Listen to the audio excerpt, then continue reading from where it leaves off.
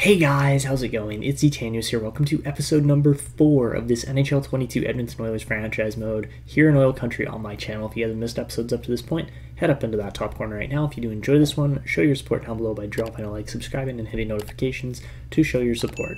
So as you can see, I'm in a different setup than I normally am. At the current moment, I am house sitting, so I'm in a bit of a mobile setup, so just bear with me if there's any discrepancies, time lapses, stuff in between that don't normally line up to the normal standard of my videos, but we're going to try our best here today. And of course, if you guys, are looking to support Movember, then of course go down below, donate money to my Movember campaign, and yeah, let's get into this one. So guys, last episode, we finished off this season with an absolute banger of a year. Of course, we were able to win both the Stanley Cup and the Calder Cup with our current teams. They both did extremely well. Of course, Connor McDavid just torched the league this year, but yeah, overall, it was a very, very solid season here from Bakersfield and Edmonton. And of course, player awards, we went through this last time, but we had quite a few different guys winning here. Grigorenko got the Calder. And yeah, apart from that, it was mainly McDavid winning awards. So yeah, as we head into this draft, we are looking to improve our team a little bit more. I've got a couple moves set up, and of course, we have a bunch of players pinned here. So as you guys can see here from our pinned players list, this is kind of who we're looking at. I don't know if we're necessarily going to be going for a guy like Todd Hutchins. If we do, I mean, that would be cool, but at the same time, we don't necessarily need the sniper either. Apart from that, there are some other really good looking players in here, such as, Dolan, Martikainen. We're going to get some steals in this draft guaranteed. Of course, Gregory Albert looks great. Same, of course, with Ed Homer. He would be a phenomenal fit for this team. Even though he is a defensive defenseman, I think he would pair really well with a guy like Kibiaru eventually. So yeah, that's what we're looking at here. Of course, Sean Breen as well, another guy we're definitely going to be trying to get our hands on. And without any further ado here, really, let's get into this draft class. So, starting things off, looks like New Jersey and Nashville want to trade their picks. I'm not really looking at that range. I'm looking more through like this 8 to 10 kind of range. I'm hoping that certain guys here might fall a little bit. If they do, that would be phenomenal. If they don't, oh well, then we don't go for them. But if we get to pick 7 or 8, and there are guys like, Strachan, Hutchins, or like Sweat on the board still, we're going to probably be going for them. So let's just see what happens here. Simney's first, 4 or 5 picks, and oh my goodness, Semenov is a great looking player. Bigger player actually than Grigorenko, who we just drafted, and also an amazing looking playmaker player there. But yeah, starting things off, Semenov and Sexton go 1 and 2. Let's just see how the top 5 kind of rounds out. Jordan Gavin goes number 3. At number 4, Michael Misa. All right, and let's see, number 5, Strachan is going to go there. All right, I was hoping he might fall, but doesn't look like it. So as we head on here, Hutchins will go number 6. So I don't think we're really going to have any upsets. Yeah, it doesn't look like it, as the top 7 players all go exactly where they were kind of expected to. So with all those players off the board, let's just go and take a look at where our picks are landing this year. Of course, we've got some phenomenal young players in this team, as well as our main core that we've already kind of built out. So yeah, looking at our picks, we're at 32, 50, 90, 96, 128, 160, 192, and 224. The only other pick I really want to try to land here is a late first rounder, preferably, to try and go after this guy that we were looking at here by the name of DeKaiser. I would like to go and get Ron DeKaiser if we can. He looks really solid. Size, goal scoring, pro release, like that's a really good player there in my opinion. And I think it would be a smart move to go get him. So let's see if we can land a pick a little bit earlier in here, maybe like pick 27, 28 around there. And all right, let's go with Tampa Bay and see if we can find a trade that maybe works here. So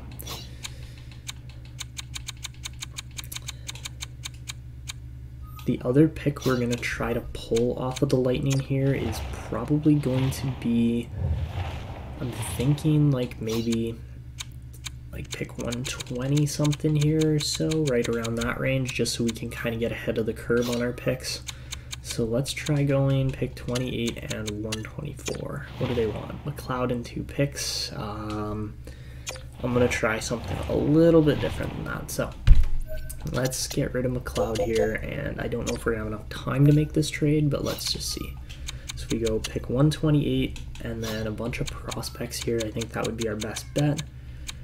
So let's go. All right, we're not going to get it done in time, but that's all right. Ooh, Mears is a good player too. Really solid looking playmaker there. All right.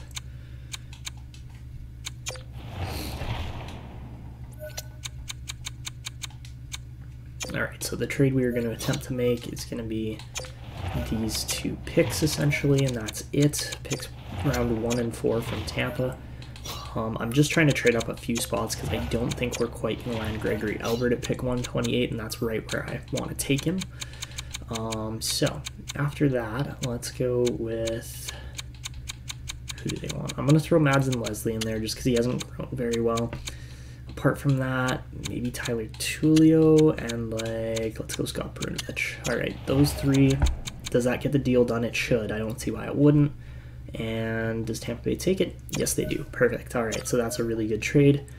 And then apart from that, the only other player I kind of want to try to move here is Tyson Barrie, if we can potentially find a trade for him. I don't think we're going with the San Jose route, but I did see something as I was scrolling through here that I think you guys are probably going to like, and I know I really like as an idea. So looking at the Vegas Golden Knights here, they've got Shea Theodore on their block, and I would not mind going after a quality defender like him that's just 29 instead of 32, 33. The other thing with Shea Theodore I didn't actually show you guys here is that he is also extended. He has got a $7 million extension in place for the next 4 years. That's really quality because when you look at Tyson Barrie, he's going to be $9 million for the next 3 years. And at 33, that's not going to be a great contract. So we're going to try to offload this on Vegas. We're going to try to give them some decent kind of assets along with Barrie just to get this trade through. So let's go with our 2027 first, and then looks like Cousins is the only one on the block there, but I am planning on picking up another really good goalie here. So when you look at all the goalies we have, like yes, we're trading away a decent prospect in Johnny Cousins, but at the same time, if it makes the trade go through, we'll take it. So let's go with this. I think it will go through, and Theodore's on the block, so yeah, let's bring in a cheaper, better defenseman than Tyson Barrie here in exchange for Barrie and a couple assets. And there you go. All right, so those are the only 2 trades I'm planning on making in this draft. Shea Theodore is going to be a huge piece for trying to keep this team's success at the top level. And all right, let's get to our picks. So starting off at pick 28, of course, we're going to go with Ron DeKeyser. He just looks like a really solid prospect. Of course, you know, there are some other good players in here, but we're going to go with him to start off this draft at pick 28. And he is a 64 rated power forward with elite edges. All right, so that's an interesting player for sure. And he should be a good one. So over to pick 32. And with 32, we're not hesitating. We're going to take Ed Homer, the NHL ready defensive defenseman here. Definitely has 2 X factors. And yeah, let's take him for sure. So he turns out to be, of course, a medium top 4. How good is he though? He's a 77 rated defenseman, so not a bad defensive prospect there at all to grab at the end of round 1. And all right, now over to pick 50, where we're going to see a couple other top 4 D-men go, but really Dietz was kind of the only other really solid prospect in there. Actually, Gilson was okay too, but I'm happy with who we got. So next up, we have to go with Jani Martikainen. Just a guaranteed elite butterfly goalie, and he's 48 rated, so not phenomenal for a second round pick, but we'll take it. So over to pick 90 now, and at pick 90 we are looking at not a lot of great picks really in between here. I mean, don't get me wrong, Malcolm Spence looks like a really solid player, but overall not a great second round for the most part, into the third as well. I mean, Weaver was okay, Lance Weaver was good, Gabriel Daigle as well, of course a good goalie prospect there too, but I like who we got. So alright, into pick 90, and now we're going to start going off the board a little bit with our picks, and the first guy we're going to go off the board with, of course, is going to be Sean Breen. We have to go with this guy, he just looks too good not to draft here. and he's 58 rated as a low elite 2A D-man. That's great. All right, so over like 6-7 picks, and of course our next player up here is going to be that other guy we were just looking at. Although, look at this guy, Maximilian Kurtz, not a bad pick by Arizona either. But no, we're gonna go with the other guy that we just had pinned here, Graham Dolan. Let's go with him. He's a grinder, but who cares? He's a low elite, and Dolan turns out to be 56 rated. All right, not bad. He is he is 18. I thought he was 19. So yeah, not a bad pick there at all. But over to pick 124, of course we traded up a little bit. Valentanko gets picked as a decent goalie. Same with Plekhanov, Gagne. You know, some decent picks here actually in round 4. Better than I was initially expecting. So, all right, at pick number 124, we have to go with Gregory Albert. He just looks like too good of a forward to not pick. And he's 53 rated, but of course he can play wing or center. And we will keep an eye on him to potentially try and turn him into something special. So, all right, over to pick 160 now. We skipped an entire round. Brookbank gets picked. Bogosian gets picked. Perron's a good low top 4 D-man. And all right, Kennons was not bad either, but he is 20. So, you know what? I'm okay with not taking Kennons there instead of the other guys that we got, because we got younger players. So yeah, I really like the picks we've landed so far.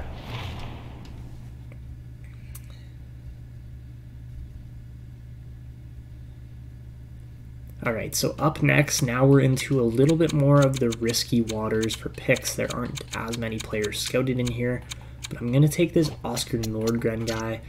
You know, for the little bit he played, he looks like a decent player, and we'll see if he turns out. And he is a low top 6. All right, so the potential didn't fool us there. That's good, and he's 47 rated, so could be a little bit higher rated, but that's okay. So over to pick 192. Vegas tries to trade for it. We're not trading that pick because we'd rather use it. And all right. So yeah, not really a lot of good picks in the 6th round, but for our next pick, we're going to go with one of the few guys I actually have scouted here, being Nicholas Prosser. We'll see if he turns out to be something decent. And he is also a low top 6 center, so not bad, but again, could have been better. We do draft 4 centers in a row here, but we'll take it. It's not terrible, and he's 51 rated, so yeah, not too bad. And then finally, to end off this draft, Ekman Larsson's a decent pick, actually, especially for this round and this late in this draft. It wasn't really the highest quality apart from the start. And all right, for our last pick in the draft, we are going to go with... Where did he go? This guy, Vladimir Petrov. So hopefully he'll turn out to be something good. And he is a low bottom 6 grinder. Ouch. Okay, so that's not phenomenal, but also not the worst thing ever. So yeah, overall, I'm really happy with this draft. Of course, we only get one real NHL ready prospect in Ed Homer in this draft, but keep an eye on DeKaiser, Martikainen, Breen, Dolan, Albert. Those guys all have a good chance of making the NHL eventually. So overall, we've got our contracts in place from last episode, apart from maybe Joe Pavelski. But really, overall, I think this team is going to be in great shape. Looking down in the system, of course, we didn't get the growth out of Kiviaru we were hoping for, but hopefully we'll see that jump up over this next season here. And yeah, for a number 2 overall pick, I was expecting a little bit better out of him, but that's okay. The only other guy we'll probably sign out of all of our rookies we just picked up is very likely going to be Ed Homer. I mean, we might bring in some of these other guys, of course, like Alexei Datsuk. I always mess up the names, but yeah, Alexei Datsuk, you know, Nikita Nikitin, and that'll probably be about it for who we actually bring in. For, you know, new signings this year, and then we're just looking to re-sign a bunch of these guys. So yeah. All right, so as we advance into free agency here, we've got to sign a bunch of scouts, so that's boring stuff and we'll cut it out. All right, and so for our contracts, we get Pius Suter, Leon Draisaitl, Klim Kostin, Xavier Bourgault. I think that was about it. I'm trying to remember if we went after anybody else. Joe Pavelski, I can't actually remember if we can afford him or not. We haven't signed him yet, and it looks like we should be able to afford him. So at 88 rated, I think it is bringing him back. It is worth bringing him back for one more season. So yeah, let's go for that. And then apart from that, we'll sign all these other kind of rookie or low-end deal players. Ooh, Pavelski is really expensive. So let's see if we can get him 1 year at like 7 million about. That would be really nice. And I am honestly expecting him to retire here after this season. So yeah, let's see what happens. But we'll get Devin Shore for a nice cheap deal for another year. Same with Nazin. And then, of course, we got to sign all these rookies up, but that's fine. And then, of course, we'll sign Ed Homer and then head to free agency and see what we potentially need to do to improve this team further. So, Olivier Rodrigue, definitely another player we want to go out and get. Let's sign him 3 years on a two-way deal. Hopefully he takes that, and let's advance another day here. So, looks like Joe Pavelski does re-sign 1 year, $7 million. That's a good deal for us. And looks like we got literally everybody. Perfect. All right, so just down to unsigned players here, and we will bring in Ed Homer, and that's about it. And yeah, he will be a decent defenseman in the AHL for us to start, and hopefully we'll make the NHL quite quickly.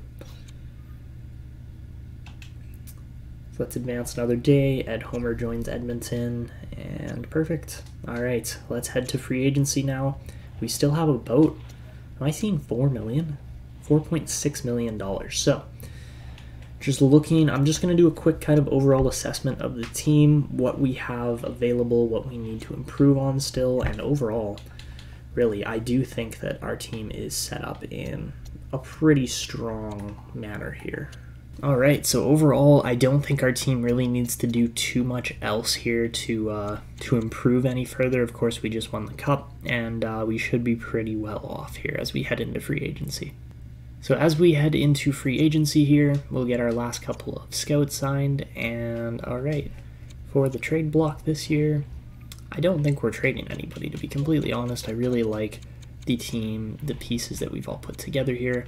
And yeah, this team is set for the future as well as the upcoming years here. So let's see, how player development goes, things like that. Hopefully we'll see some good growth this year as we get into it. And let's just see what's available in free agency for $4.6 million. Definitely not Mikko Rantanen or most of these guys up towards the top.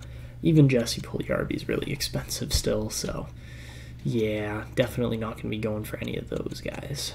So I think one fun one-year contract we're going to bring in here is going to be Jordan Eberle, literally just to put him in the minors and see if he can torch it in his 35-year-old season.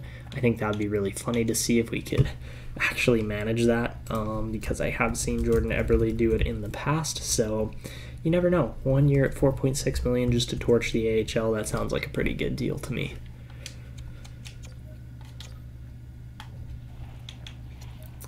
Alright, so let's sim to the next season. We should get Jordan Eberle. I don't think anybody else is really going to be going after him. And yeah, we will sign him up for an actually pretty big contract, but it's okay because it's really just a cap filler while we wait for other players to develop and come to term on their entry-level deals. Alright guys, so this is the lineup we're going to be running for this upcoming season after these roster moves. It's insane. Like, I don't know if I've ever actually built a more strong and deep team than this one. Like, apart from maybe a little bit of the defense, really, the +5s on all these lines, like, that's a 91 Hopkins and Bourgault, an 87 Petrov, 93 Yamamoto, 101 Draisaitl, 94 Pavelski, like, come on. 96 Grigorenko, 104 McDavid, sorry, 104 McDavid, 101 Draisaitl, 95 all the way. Like, are you kidding me? And then, of course, a 99 Bouchard with a 93 Theodore. Like, that's insane. Broberg and Dumoulin are a great pairing as well. Dumoulin is getting up there in age as well, but, we'll hold on to that contract for a little bit longer just to let these other guys in the AHL develop a little bit more. But, yeah, and then Riley and It's Hard. They look great as well. I mean, they're probably the weakest link on this whole team, which is crazy because they're both top 6 kind of defenders. They're going to be fine. And then, of course, Spencer Knight as our starting goalie with Skinner backing him up. we are set. Like, this team is so set. If you guys want to take a second to pause and look at these lines, feel free to do so. But yeah, the power play looks great. All the power plays look great because they're all +5. The PKs are a little bit weaker, but that's just because we don't have quite as many two-way forwards in this team as we do other position and style types of players. But overall, you know, it's not bad. We have 1- line on penalty kill number 3. And yeah, the extra lines are just insane. I did shuffle them a little bit for 4-on-4 just to make sure all our guys are getting play time. And yeah, it's just going to be unfair this year. I think Edmonton's going to have an absolute breeze of a season, but we'll see. Maybe the goaltending struggles, maybe the defense isn't as good as we expect.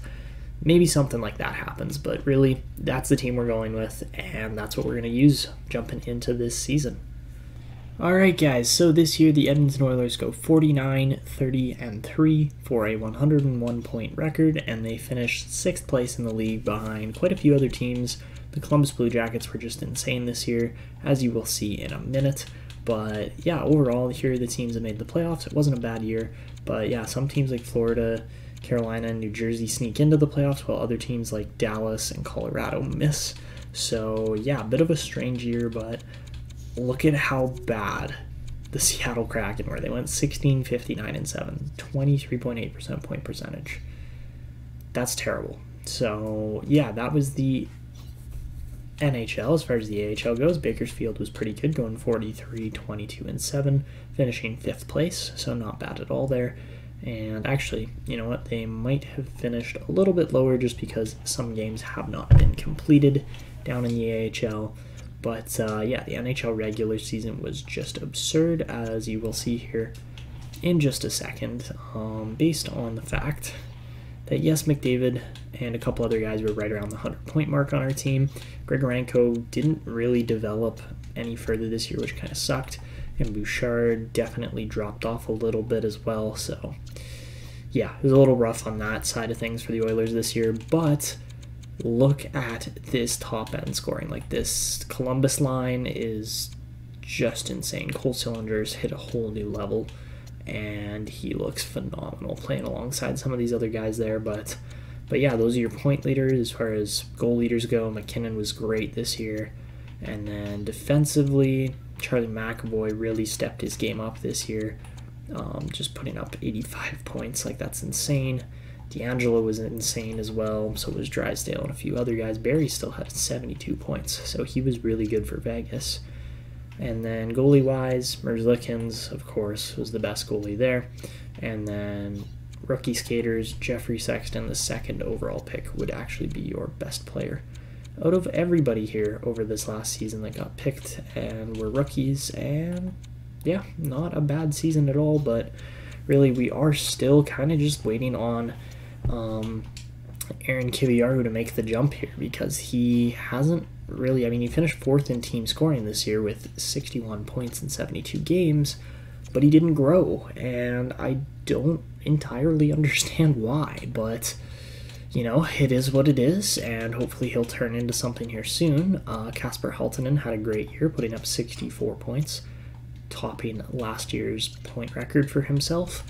57 points for Edward Sale was really good too, but he, again, didn't grow very much, which I don't entirely understand. Meanwhile, other guys like Igor Voloshenko really developed well, grew a bunch of overall ratings. Same with like Nikita Nikitin. I don't get it.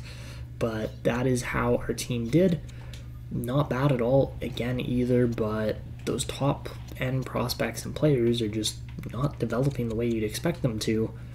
But overall, the best developmental player we had this year, although yes, you could say it was Oscar Nordgren, I think it was Ron DeKaiser jumping up from a 64 to a 75. Just had a phenomenal year, and he's not even done yet, as he's only played 56 games out of 67 potentially in the AHL there, and he has been just lights out phenomenal. Going to be a really good player to bring into this team in the next couple of seasons. So yeah. Alright guys, so as we advance into the playoffs here, I believe we're going to have playoff action in both ends here, but we're not really going to focus on Bakersfield so much this year, as they did just win last year. We're focused on trying to repeat with the Edmonton Oilers. So let's get on to this here. We got the Vancouver Canucks first, and let's just take a peek at their roster and their lineup and see how they are looking as a team. They look quite good, in my opinion. Patrice Bergeron, still kicking in the NHL at 40. He's going to be great. They really should have him playing center just because his faceoffs are 93 versus Pettersson's 84, but you know what, gives us a faceoff advantage potentially. Apart from that, Jacob Silfverberg's looking like an absolute beast right now for them, and their defense is definitely a little bit shaky. So all we really have to worry about is beating Thatcher Demko, and of course JT Miller will be coming back at some point. I don't know if it's going to be in this playoff series or not, but we will see. Of course, looking at our lineup, we didn't really have a lot of growth this year throughout the lines, but that's okay. We still have this absolutely insane team here rolling along and hopefully developing a little more in the minors too. Hopefully we'll see guys like Kiviaru and Homer hit the NHL here in the next couple seasons. Of course, a guy like Kasper Halttunen has a very good chance now, being at 81 overall, to make the league. Even a guy like Reed Schaefer or, Raphael Lavoie, those guys do have chances as well. So yeah, we'll see what happens here, but as we get into this, it should be an interesting playoff run. So let's get started against the Canucks and see how it goes. So game one, we will lose 8-3. Wow, that is a absolute butt kicking here on home ice for the Edmonton Oilers. That is not great. All right, and we lose Maximus Warner in the first game of the AHL there. All right, and Colorado starting off strong too against us. All right, into game number 2 here, and we are going to win 5-1, bounce back. That is solid. That is exactly what we wanted to see. Into game 3, and we will take a 5-4 OT win. Now we're rolling. That's what we want to see from this team. Bourgault playing amazing, 3 points in 3 games. All right, on to game number 4. Do we go up 3-1 or do we tie the series 2-2? And we lose Philip Broberg to a pulled groin. So the injury is already plaguing the Oilers. And all right, looks like Toronto sweeps. Same with Columbus. And that is it for sweeps in the playoffs. But we are tied up 2-2 against the Canucks here. So into game number 5. And of course, I always say Game 5 is the most decisive game in a 2-2 series tie, but let's see what happens here. So, Game 5, we're going to lose Xavier Bourgault as well to a sore foot of all things, but we do get the victory in a 6-3 win. Ryan Nugent-Hopkins has a massive night there on our third line, so let's just make sure everything gets set up well here. Pius Suter playing center there, that works just fine. It's just that his faceoffs are not very good, so we're going to swap him out for Hopkins. And that should be fine. I really do like how the lineup's looking. 7, 5, and 5 for the first line, 4, 4, and 4 for the second line, 2, 7, and Suter doesn't count because we're looking at Bakersfield stats there, but yeah.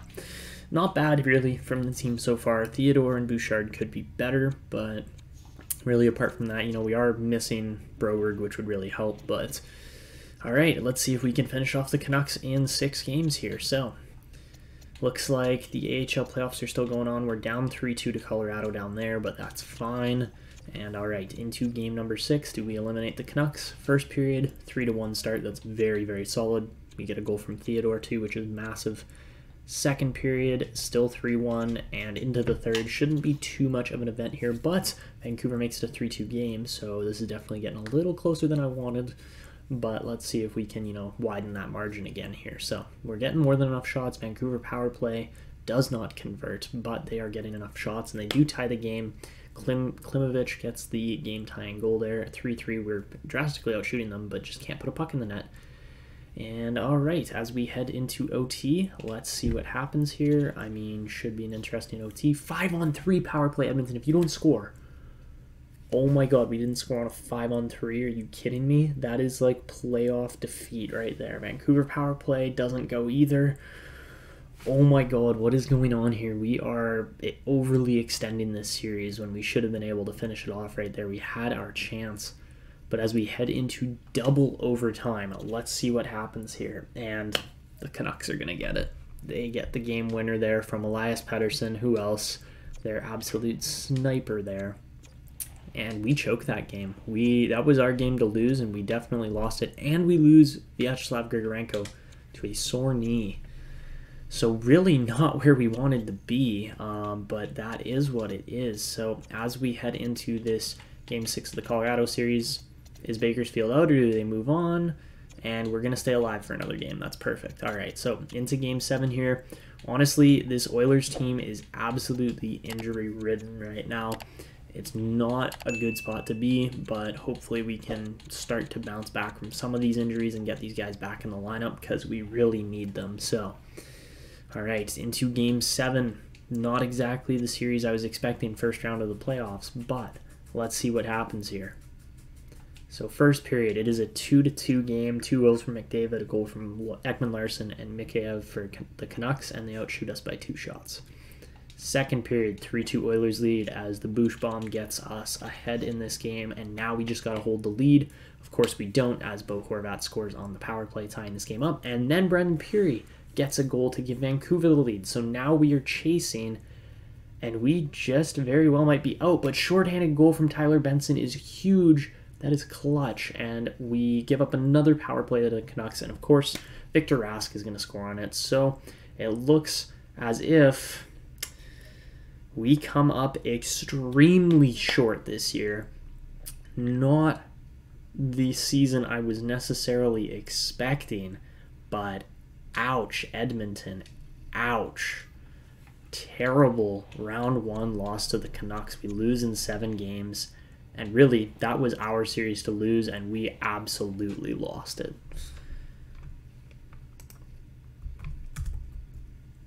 All right, so not what I was expecting, but it happens. And let's see if Bakersfield continues on. And looks like they are going to, as they win 3-2, and they'll take on Texas in the second round here. But really, I'm just going to take a quick off-camera pause here and just make sure all of our scouting is in line. Alright, so let's hop into the calendar here and just simulate across. Of course, the playoffs are over for the Oilers, but Bakersfield continues on against Henderson here. And of course, now we're going to get Xavier Bourgault back, because why wouldn't we? Man, that is just brutal. That's just brutal timing on this series and everything for all those injuries to happen. Of course, Grigorenko and Broberg not being in the series definitely took a toll. And yeah, sure, we can make excuses, blame it on that, but the rest of the team did not pull through, unfortunately. And it definitely showed in that 7th game, but it is what it is. We'll have to bounce back next season, and hopefully we'll come back stronger, but my God, that was bad.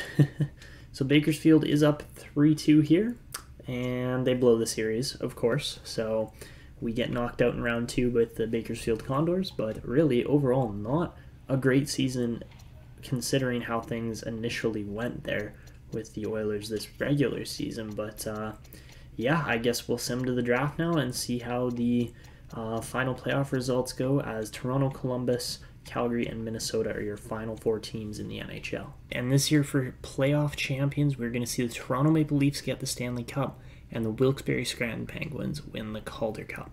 So looking at the playoffs this year, and of course Toronto would end up going through Florida, Carolina, Columbus, and then finally Minnesota to win the Stanley Cup. And in the AHL, we would see Wilkes-Barre Scranton go through Lehigh Valley, Providence, Rochester, and of course Henderson, who we lost to win the Calder Cup. Alright guys, and for NHL awards this year, we would see Cole Sillinger get the Art Ross as well as the Hart. Evan Bouchard would win the Norris this year. Johnny Gaudreau would get another Lady Byng. Leo Carlson for Chicago would win the Calder this year. Austin Matthews would get the Conn Smythe. Elvis Merzlikins would get the Vezina, as well as the Jennings this year. Chris Tanev would get the Masterton.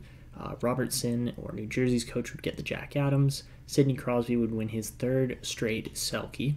Sillinger would also win the Ted Lindsay, and Nathan McKinnon would win the Rocket this year.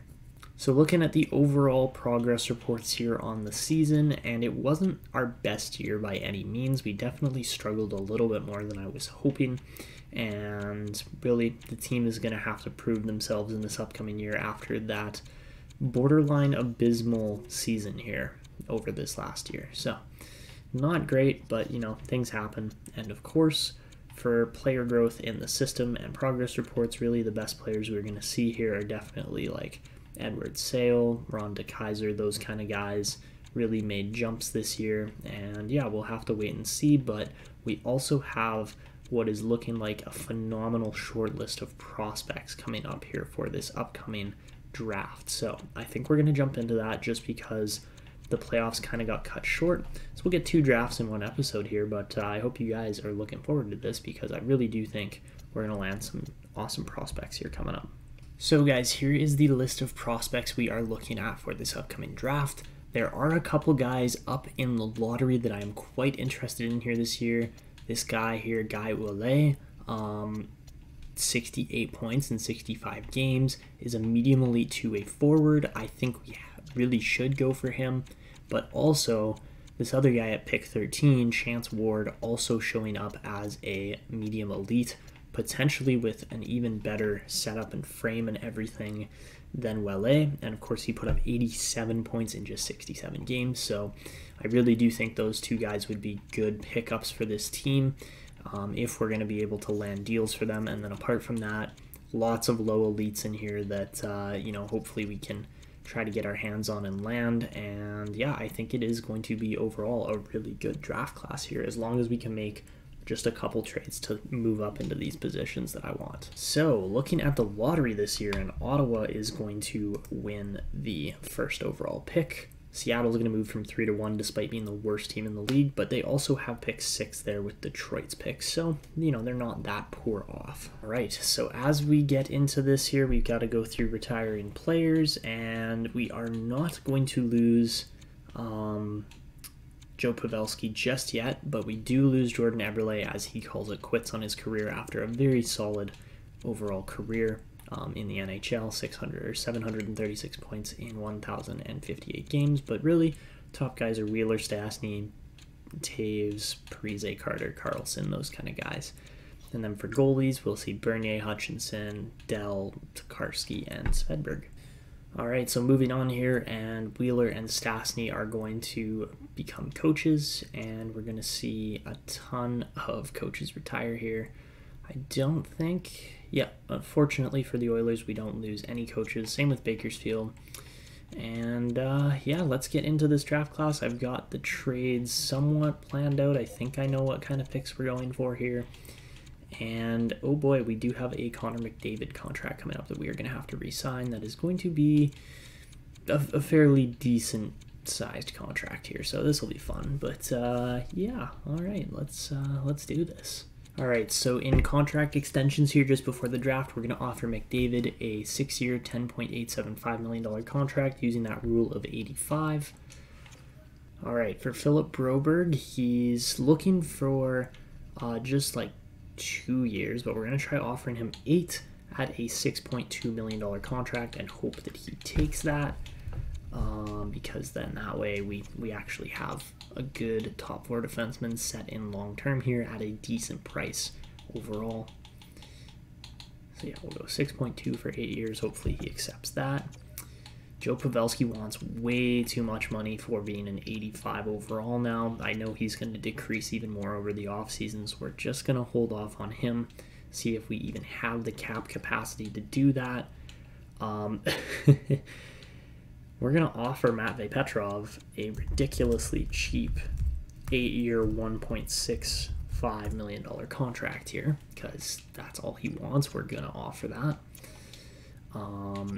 Mike Riley, I don't know if we're necessarily going to go for him because we do have some other guys coming up the system as well as some rookies that are going to be jumping into the AHL here. So, we'll figure out the rest of those, but really those are kind of the main ones for now in McDavid, Broberg, and Petrov.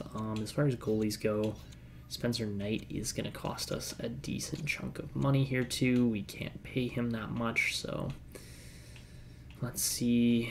Oh boy, okay. So we might be a little bit stuck on the goaltending here as well. So with Knight being 25, he's still not worth like $10+ million. He's been good, but like he hasn't won a Vezina. He hasn't been overly insane or anything. So yeah, he has been a solid 30+ win goalie for us every single season. So yeah, let's see what we can do here.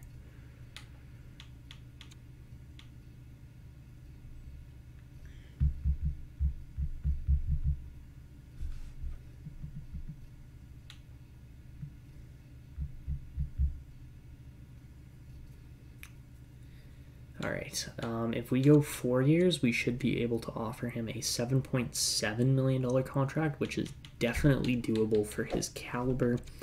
But yeah, I just didn't quite want to pay him like $8.5, $9 million.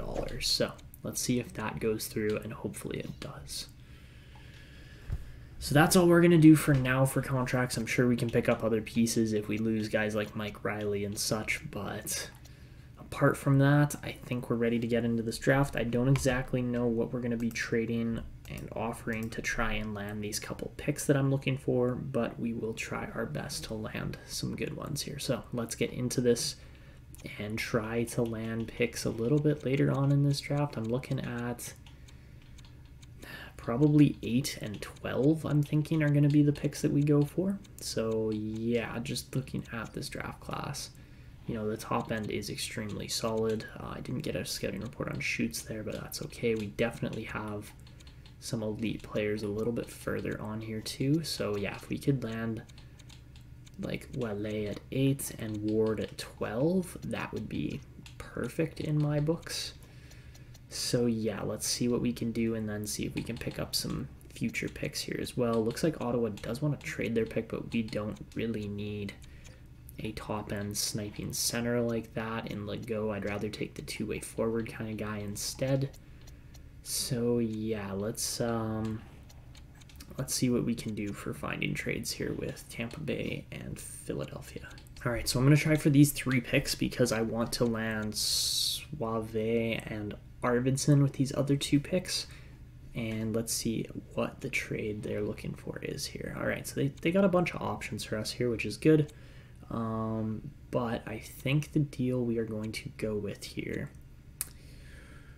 See, I don't want to give up Yamamoto. There's a bunch of guys I don't want to give up, but we're going to have to in one way or another here. So let's see if we could do, I'm just looking at the pieces they are offering, throwing in there. We're not going to get this done in time, but I can't give up Broberg or McLeod. But we do have other pieces. We do have other like trading pieces that we could use here potentially. So Ottawa is going to take Legault. He's 84 overall. So yeah, that is a very solid first pick there. As much as I would want to give up Yamamoto, he's also on a ridiculously good deal right now. That's why we're trying to keep him around. Just because it's going to be tough. Oh, hey, Kiviaru's up to an 83. That's looking really good.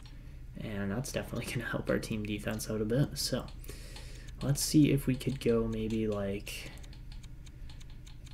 there's no prospects that they want, which sucks. Okay, so if we went Schaefer, Dumoulin, Costin, and then like a future first maybe? Like 2028 first? That should be enough to get the deal through, I think, here.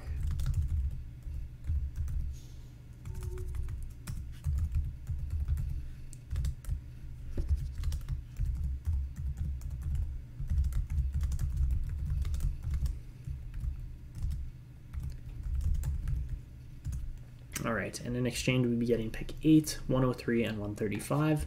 Does it go through? Yes, it does. Beautiful. All right, I'm happy with that trade. All right, so the Islanders are going to pick second here, and with their pick, they are going to pick up Louis Vanier, very good-looking power forward out of the Q as well. And yeah, those are some really solid QMJHL picks off the bat here.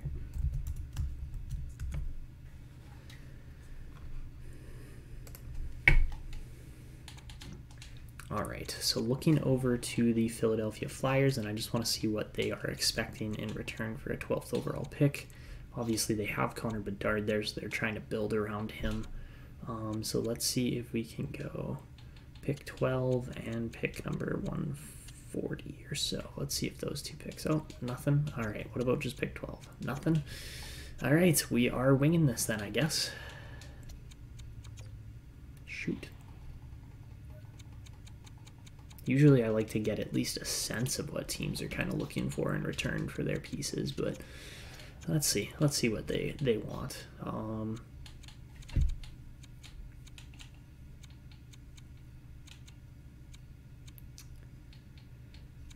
The problem is they all want all NHL ready pieces, which isn't quite going to work with me. Toby James, I don't really want to give up either, but we might have to here. We used a really high pick on him that never really turned out. Same kind of thing with Jimmy Jankowski here. I mean, if we went with those two, would that be enough to get the deal through? I totally would, but I also want to see if we can develop those guys further, but at the same time, is it really worth trading them? I don't know. And Yanni Martikainen, I don't know if I necessarily want to trade either because I think he is going to develop.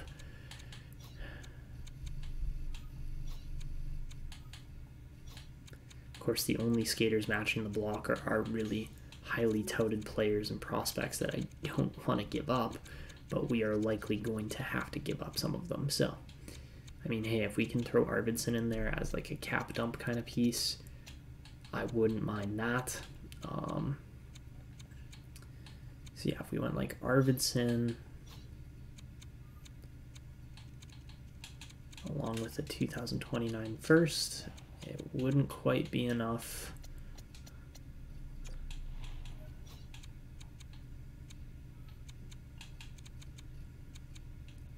And what about like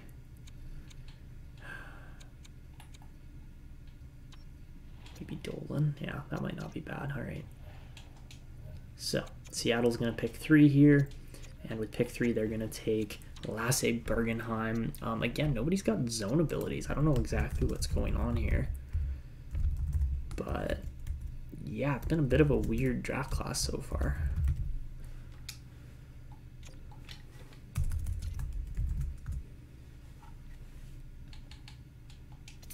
All right, so let's go back to Philadelphia here, and we're going to just try to take a really low-end player off of them along with pick 12 and 140.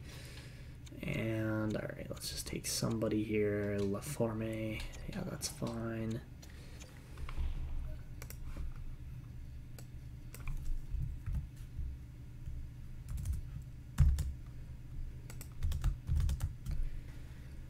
All right, and in exchange, we are going to send them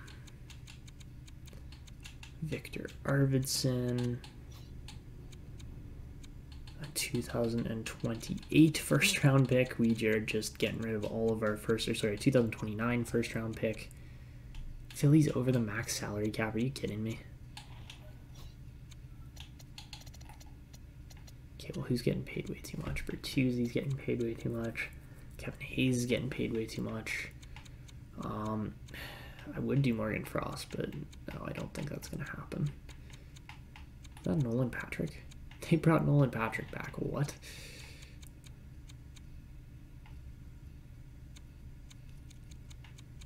Okay, screw it. Let's go with Kevin Hayes in this deal instead of Laforme and see if that goes through. Actually, that might potentially get the deal done.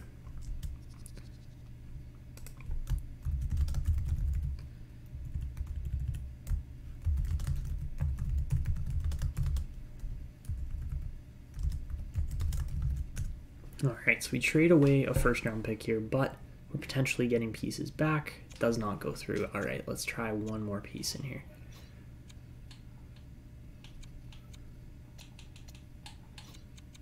And we will throw... Nope, I want rookie skaters.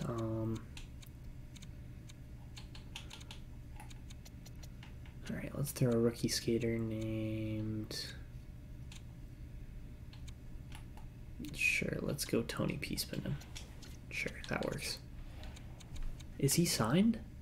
Oh shoot, he is signed. Alright, I want a non-signed player. Let's go with Graham Dolan. Does it go through? Yes, it does. Beautiful. Alright, so we land that trade as well.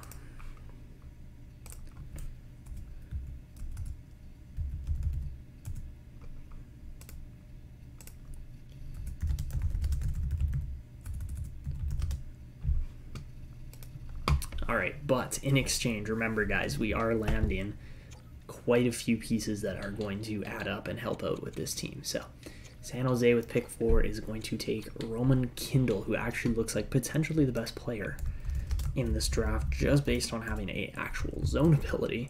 And he was playing in the Extraliga, so yeah, he's going to be a phenomenal player, I think, for San Jose. So let's go over to pick number 8 here.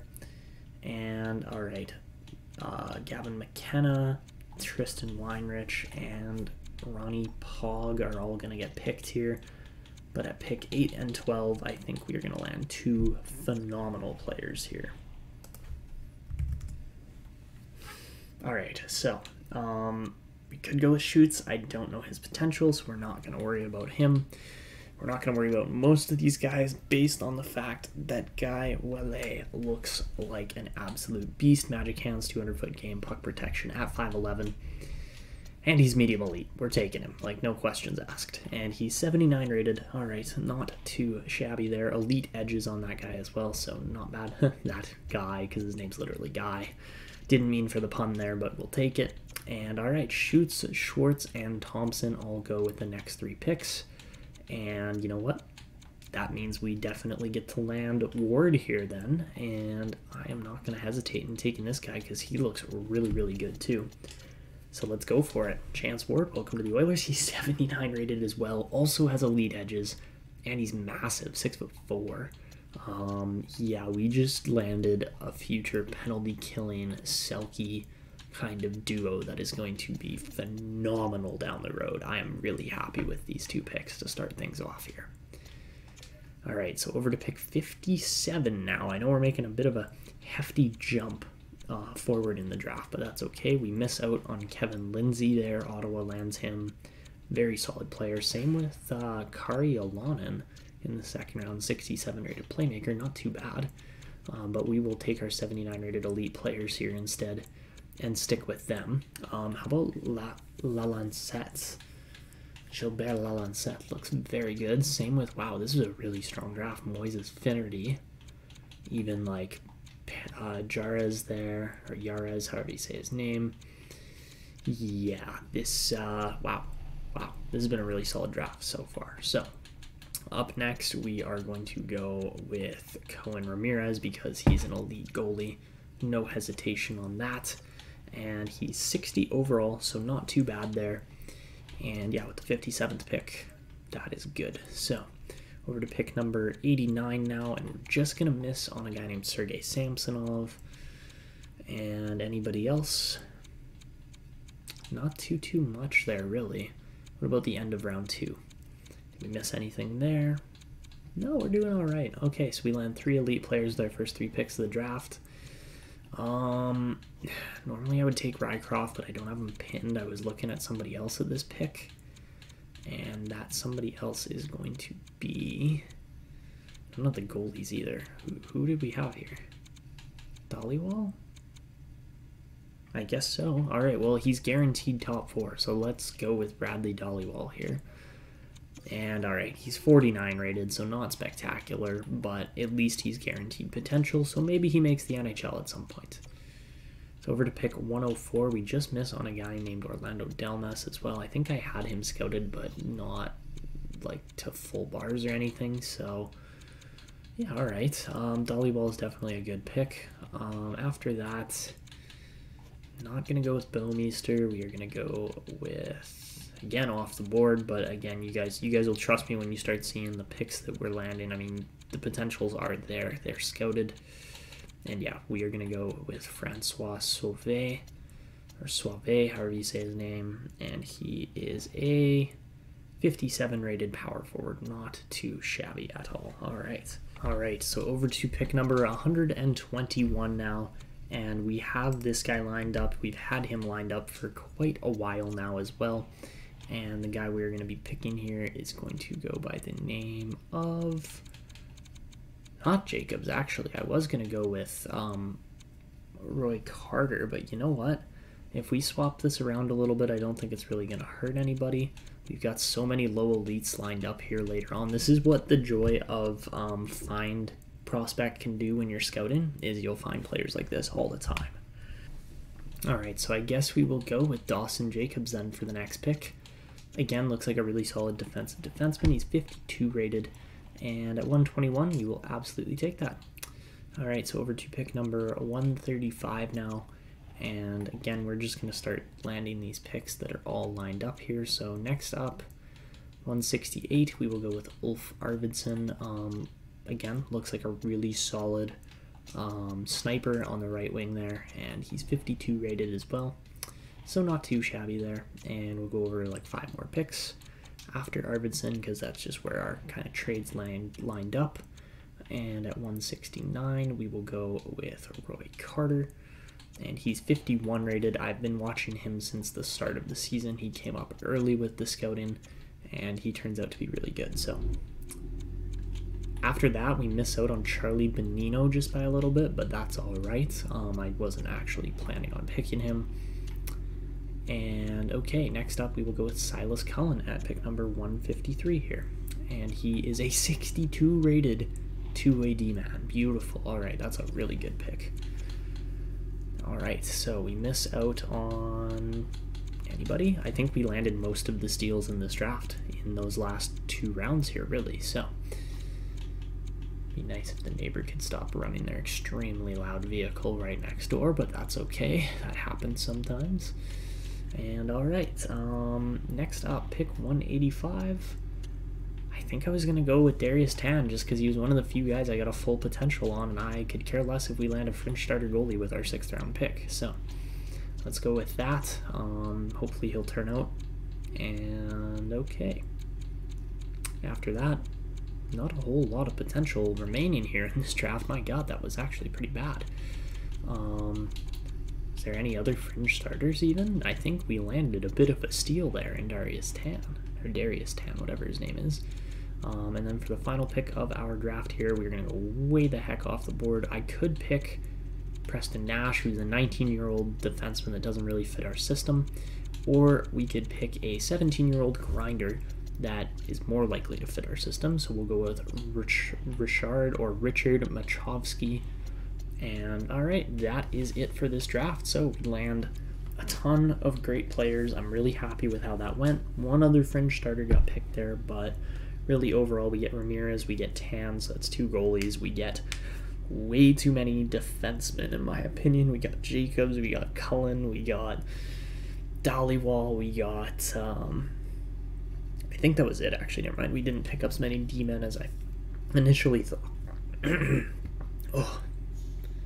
We didn't pick up as many D-men as I initially thought, but that's okay because I'm really happy with the forwards that we were able to pull out of this draft. Of course, Welle and Ward are going to be in the NHL within 1 season for sure.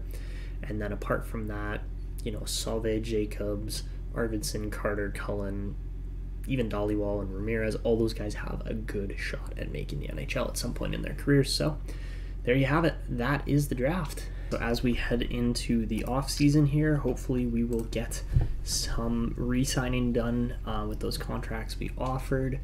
And all right, we are going to have to re-sign our coach Kenny Benural, who's an AHL coach, but that is all good. Does he want? Yeah, he wants the associate spot, so that's fine. Scout-wise, we're definitely going to have to re-sign some scouts too, as really these scouts have been great. They've landed us some phenomenal steals and good picks so far. None of them have really developed. We haven't had any like 3rd-plus rounder kind of players end up in our team yet, but we're also only 4 seasons in to this franchise mode. So yeah, it is going to take a little more time, but really things have gone pretty well so far. So we've got a whole bunch of players here, but looks like we're going to get Broberg and McDavid and Spencer Knight and Matvei Petrov all on those phenomenal deals. So really, we don't have too much to worry about here as far as contract extensions go. We've got $13 million to spend still. We don't need to bring in Kevin Hayes because that's not happening, and especially not for $7 million worth. He could potentially play on our team, but we just have so much competition and rivalry within this roster that I don't really see us making any moves that result in us taking away from players like Kasper Haltinen and other guys that should be in the NHL in this upcoming year. So yeah, the team is looking phenomenal right now. I'm really happy with where we're at. We land some good prospects, some good steals, some really nice looking players overall.